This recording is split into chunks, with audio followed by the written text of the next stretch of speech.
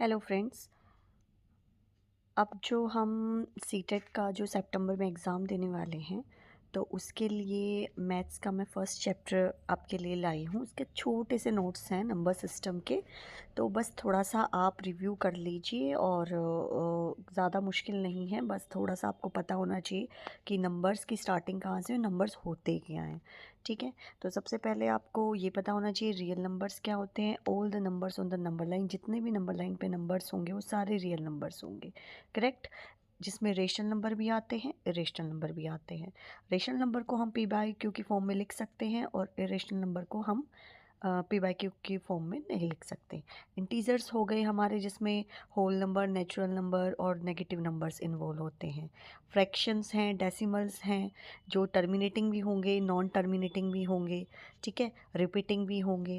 Okay, negative integers हो गए, whole numbers हो गए, जो ज़ीरो इन्वॉल्व करते हैं, जो नंबर्स पॉजिटिव नंबर वो होल नंबर होते हैं। लाइक नेचुरल नंबर हो गए जो 1 से स्टार्ट होते हैं। ये देखो, ये सारे जो इरेशनल नंबर हैं वो यहाँ पे लिखे हैं। ठीक है, इनको की सिंबल हैं जिनसे डिनोट किया जाता है, नंबर लाइन है। ठीक है, इधर लेफ़्ट साइड आपके नेगेटिव नंबर्स होते हैं, राइट साइड आपके पॉजिटिव नंबर होते हैं, और जो बिल्कुल न्यूट्रल होता है वो ज़ीरो होता है, जो ना पॉजिटिव है और ना नेगेटिव है।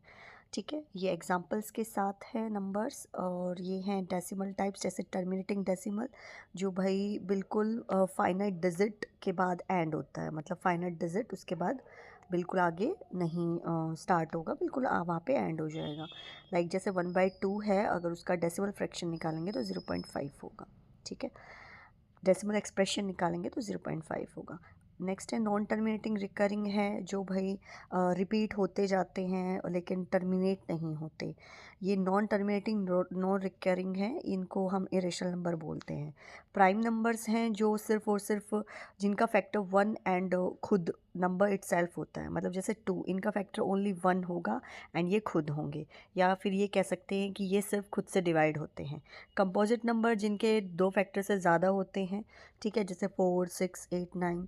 ठीक है, स्पेशल केस यहाँ पे है कि जो 1 है वो ना प्राइम होता है ना कंपोजिट होता है, and 2 only even prime number होता है हमारा, ये ध्यान रखना। इवन नंबर्स जो 2 से डिवाइड हो, ऑड नंबर जो 2 से डिविजिबल नहीं है।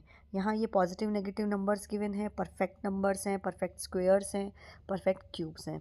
परफेक्ट नंबर मीन्स जैसे sum of proper factor is equal to the number. Means अगर 6 है तो जैसे अगर उनके फैक्टर करेंगे तो 1 + 2 + 3 बिल्कुल फिक्स नंबर पे फैक्टर हो जाएंगे उसके। जैसे 28 है, 1 + 2 + 4 7 + 14 लाइक दिस। मतलब सम ऑफ प्रॉपर फैक्टर्स जो होते हैं उनका सम जो होता है वो नंबर के इक्वल होता है। लाइक कोई भी आप नंबर ले सकते हो, तो प्रॉपर फैक्टर के सम के इक्वल कर सकते हो आप। परफेक्ट क्यूब हो गया, परफेक्ट स्क्वायर हो गया। को प्राइम नंबर जिनका जो हाईएस्ट कॉमन फैक्टर होता है, ठीक है, या ग्रेटेस्ट कॉमन डिवाइज़र कह लो, वो 1 के इक्वल होना चाहिए। जैसे 8 15 है, इनके बीच में जो कॉमन फैक्टर है वो 1 है। 9 10 है, 14 25 है। ट्विन प्राइम नंबर मतलब difference between the 2 prime number is 2। 2 prime numbers के बीच का डिफरेंस 2 होना चाहिए, वही ट्विन प्राइम नंबर बोलेंगे। करेक्ट। अब हम आगे अपना फेस वैल्यू, जो वैल्यूज़ ऑफ नंबर सिस्टम है उनके बारे में पढ़ेंगे। ठीक है, अब हम स्टार्ट करते हैं। Value of numbers means face value and place value. Face value क्या होता है? Face value is the actual value of the digits in a number. Means अगर आपके पास 751 नंबर कोई दिया गया है तो उनकी डिजिट्स देखो। अगर तुम्हें 7 की फेस वैल्यू पूछी गई हो तो 7 ही आएगा, मतलब जो एक्चुअल वैल्यू है डिजिट की, भाई 7 दिख रहा है तो 7 ही है, 5 है तो 5 ही है। और अगर कोई भी नंबर है, जैसे मान लो 6 है, तो अगर फेस वैल्यू 6 की पूछेंगे तो 6 ही आएगा। क्लियर है? जैसे इसमें है 36187, उसमें अगर आपसे 8 की पूछी है तो 8 ही आएगा फेस वैल्यू। ठीक है, अगर 6 की पूछी है तो फेस वैल्यू 6 ही आएगी। क्लियर है? अब प्लेस वैल्यू है। Place value is a numerical value a digit holds based on its position in a number. Means जिस डिजिट ने जिस प्लेस पे है वो जो प्लेस होल्ड कर रखा है, जो भी डिजिट हुई वो मेंशन करना है यहाँ पे। मींस जैसे 82534 है, अगर मैं पूछूं आपसे 5 का, तो 5 देखो कैसे पता करोगे कि पोजीशन कहाँ है 5 की। देखो यहाँ से हम क्या पता करते हैं, ये वंस होता है हमारा, वंस, टेंस, 100, और ये क्या हो गया हमारा 1000 एंड 10,000, ठीक है। तो अब यहाँ पे देखो ये 5 किस पे आया हमारा, 100 पे आया है, क्लियर। तो 100 कैसे होगा, 5 मल्टीप्लाई 100, तो हमारा जो प्लेस वैल्यू होगा वो होगा 500, क्लियर है, ठीक है। अगर मैं 8 का पूछूं तो 8 कहाँ पे गया है हमारा गया है 10,000 पे। तो 10,000 का मतलब है 8 मल्टीप्लाई 10,000, ठीक है, और ये हो जाएगा हमारा 80,000। ऐसे ही अगर मैं 2 का पूछूं तो यहाँ से आप कलेक्ट करना चालू करो, 1s 10s 100 एंड 1000, ठीक है। तो 1000 मतलब कि 2 मल्टीप्लाई 1000 इक्वल टू 2000। ऐसे हमें प्लेस वैल्यू पता करनी है, क्लियर है, ठीक है।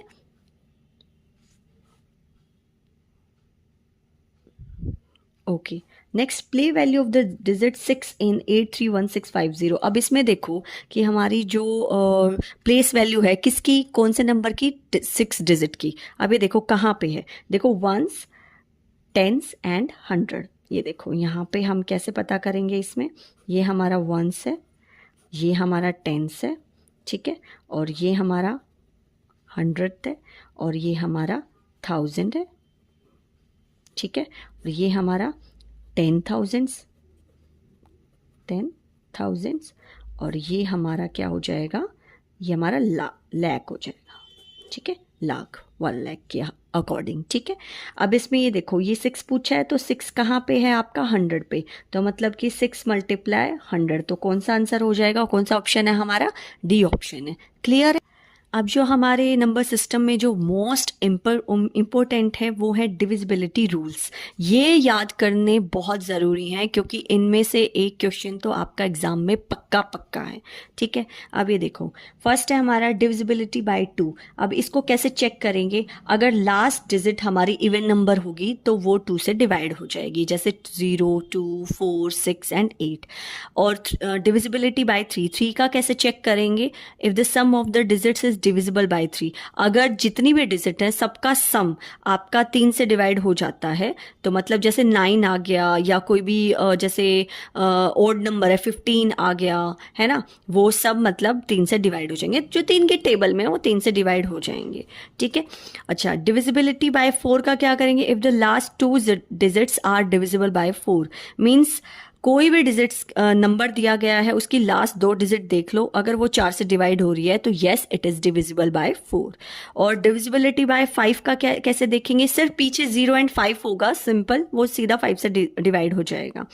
6 के डिविजिबिलिटी कैसे देखेंगे, 2 एंड 3 फैक्टर होते हैं डिविजिबिलिटी के, 6 के ना, 6 के डिविजिबिलिटी के 2 एंड 3। तो अगर वो 3 से डिवाइड हो रहा है, 2 से डिवाइड हो रहा है, मान लो कि जैसे 48 है, वो 3 से भी डिवाइड हो रहा है, 2 से भी डिवाइड हो रहा है, तो वो 6 से डिवाइड हो जाएगा। अब 9 की डिविजिबिलिटी देखो, if the sum of the digits is divisible by 9, 9 के अकॉर्डिंग 9 की डिविजिबिलिटी चेक करने के लिए बहुत सारे क्वेश्चन आए भी हैं, ठीक है। जैसे मान लो जितने भी डिजिट्स हैं, जैसे 3 का है ना, वैसे ही 9 का भी है, जितने भी डिजिट्स हैं सबको ऐड करोगे तो 9 से डिवाइड हो जाएगा, अगर आपका 9 आता है तो, ठीक है। डिविजिबिलिटी बाय 7, डिविजिबिलिटी बाय 7 क्या है, subtract twice the last digit from the number formed by the remaining digit.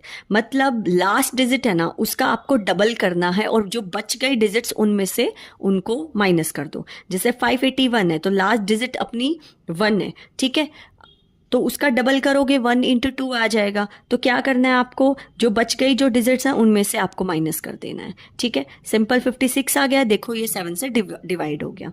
ऐसे ही डिविजिबिलिटी बाय 11 देखो, subtract the last digit from the number formed by the remaining digit. Last digit को बाकी जो बच गई हैं डिजिट उनसे माइनस कर दो, सब्ट्रैक्ट कर दो, तो वो भी 11 से डिवाइड हो जाएगा, क्लियर है।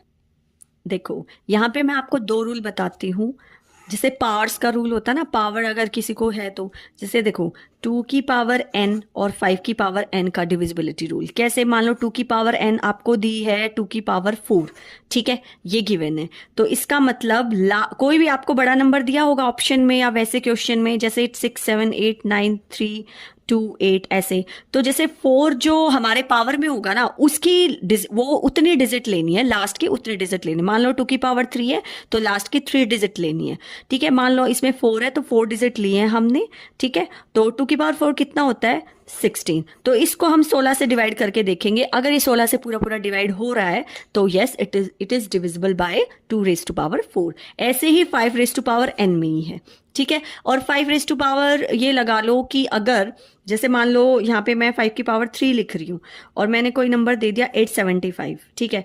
अगर 3 डिजिट है, मान लो बहुत बड़ा नंबर है जिसमें भाई आपकी आ गई जैसे 2 9 8 7 5 ऐसे आ गया, लास्ट के 3 डिजिट ले लो। क्यों? क्योंकि आपकी पावर में ही 3 है। अगर 4 होती तो लास्ट के 4 डिजिट लेना होता, ठीक है। अगर आपकी लास्ट 3 डिजिट, पूरा डिवाइड करने की जरूरत नहीं है, आपकी लास्ट 3 डिजिट अगर आपकी इससे क्या है, ये 5 की पावर 3 का क्या होता है 125, अगर 125 से डिवाइड हो रही है तो yes it is divisible by 5 raise to power 3, या मतलब कोई भी आपको पावर्स में दिया गया होगा तो वो क्लियर है। अब हम करते हैं यूनिट डिजिट। इसके भी क्वेश्चंस बहुत आए हैं, वेरी वेरी इंपॉर्टेंट है। Unit digits of a number is the digit in the ones place of the number.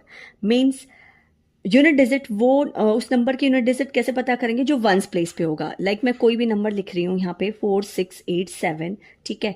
तो वो जो वंस प्लेस पे है ना वही आपकी यूनिट डिजिट होती है। अच्छा, इसको यूनिट डिजिट को कैसे फाइंड करोगे? मान लो बहुत सारे नंबर्स की मल्टीप्लिकेशन है तो उसकी लास्ट की डिजिट उठा लो, ठीक है। तो उनकी मल्टीप्लाई करोगे ना तो जो भी नंबर आएगा, जैसे आपके ये 2 8 6 4, 2 मल्टीप्लाई 8 मल्टीप्लाई 6 मल्टीप्लाई 4 है, 2 8 जा 16, 16 6 जा कितना होता है 96 होता है। 96 की मल्टीप्लाई 4 से करोगे तो देखो 4 6 जा 24 ही आ गया ना, तो ये 4 डिजिट हो गई हमारी। जो लास्ट डिजिट है वही यूनिट डिजिट हो गई हमारी। सिर्फ लास्ट के डिजिट उठा लो, ठीक है। वंस प्लेस की डिजिट उठा लो सारी, उनकी मल्टीप्लाई कर दो तो अपने आप पता चल जाएगी कि यूनिट डिजिट कौन सी है। To identify the unit digit of a number with some power, अगर पावर में दिया होगा तो कैसे सॉल्व करोगे?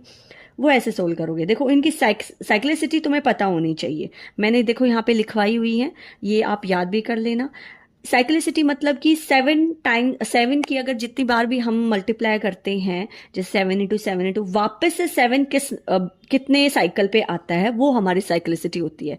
जैसे मान लो यहाँ पे 7 है, 7 इंटू 1 7, 7 इंटू जैसे 7 7 7 49 हो गया, ठीक है। मतलब 7 रेज टू पावर 1 7 हो गया, 7 रेज टू पावर स्क्वायर करेंगे 49 हो गया, 7 रेज टू पावर 3 करेंगे मतलब 3 बार मल्टीप्लाई करेंगे 343 हो गया, 7 रेज टू पावर 4 मतलब 343 की अगेन 7 से मल्टीप्लाई करेंगे तो देखो 7 3 जा 21, यहाँ पे पीछे 1 आ गया ना, ठीक है। तो ये कितनी बार मतलब हमने 1 आना चाहिए ना, कितनी बार हमने साइकिल करी है इसकी 7 7 की मल्टीप्लाई 4 टाइम्स, तो इसीलिए 7 की साइक्लिसिटी 4 होती है।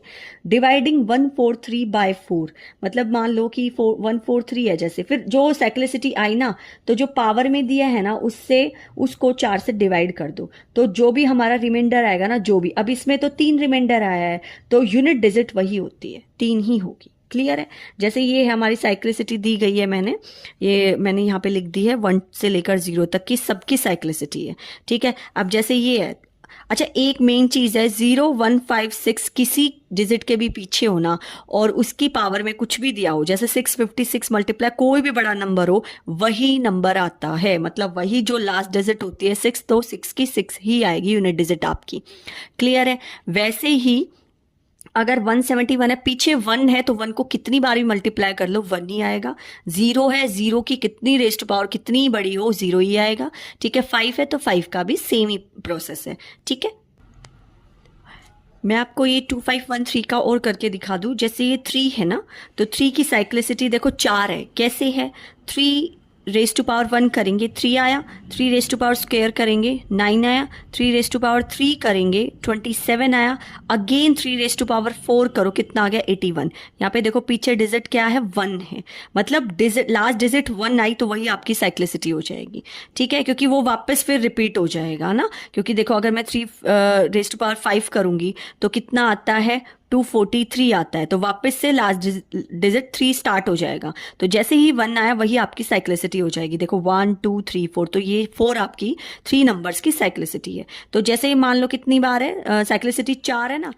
अब यहाँ पे देखो if unit digit is 4 and if the power of 4 is even then the units digit will be 6 and if the power of 4 is odd then unit digit will be 4। Means अगर 4 मतलब मान लो कि कोई नंबर है जिसकी unit digit 4 है और power में उसके इवन नंबर है तो यूनिट डिजिट आएगी 6, क्योंकि 4 4 जा 16। देखो 4 की पावर अगर हम 1 रखते हैं तो 4 आया, ठीक है कोई बात नहीं। 4 रेज़ टू पावर स्क्वायर करा तो कितना आया, 16 आ गया ना। 4 रेज़ टू पावर 3 करा, जैसे ही 3 करा हमारा आज आएगा 4, मतलब लास्ट डिजिट 4 आई है, ठीक है ना। तो इसका मतलब है कि ये देखो 1 ऑड नंबर था हमारा तो 4 आया, अगर इवन नंबर है तो पीछे लास्ट डिजिट हमारी 6 आएगी, और फिर से अगर पावर इसकी ऑड है तो फिर से 4 आएगी लास्ट डिजिट। तो ये यही कहना चाह रहा है कि अगर यूनिट डिजिट 4 है और उसकी पावर अगर इवन है और ओड है तो 4 आएगा, इवन है तो 6 आएगा, ये आप याद रखना, ठीक है। इसमें देखो if unit digit is 9 and if the power of 9 is even then the unit digit will be 1, clear है।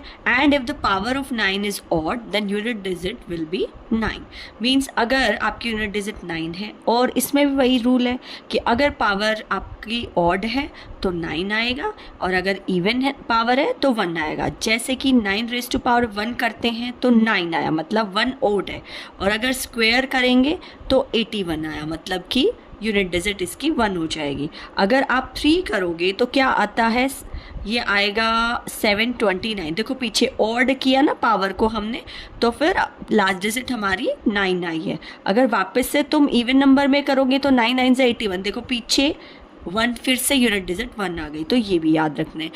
ओके, नंबर सिस्टम में ये बहुत इंपॉर्टेंट फॉर्मूलेज़ हैं जो बहुत काम आने वाले हैं, हर एग्ज़ाम में इनका यूज़ हुआ है, तो इनको ज़रा अच्छे से देख लेना। Sum of first n natural number का फॉर्मूला ये है, जैसे 1 + 2 + 3 कोई ऐसे नंबर्स में आए, सीरीज़ में आए, तो क्या करेंगे हम, ये वाला फॉर्मूला लगाएंगे, ठीक है। अगर sum of squares of first n natural number में आए, जैसे सारे जो नेचुरल नंबर है, फर्स्ट नेचुरल नंबर है, उनके स्क्वायर का सम करना हो तो ये वाला फॉर्मूला लगाएंगे, ठीक है। n × n + 1 2n + 1/6, ठीक है। नेक्स्ट है सम ऑफ क्यूब, अगर फर्स्ट नेचुरल नंबर का क्यूब का सम करना हो तो ये वाला फॉर्मूला लगाएंगे, ठीक है, n × n + 1/2 का होल स्क्वायर, ठीक है। ऐसे ही sum of first n even natural number का फॉर्मूला है ये n + 1, ठीक है। फिर ऐसे ही sum of square of first n even natural number है, इवन नेचुरल नंबर का भी स्क्वायर का फॉर्मूला है, मतलब बहुत सारे यूज़ होते हैं इस फॉर्मूले पे बेस्ड, ठीक है।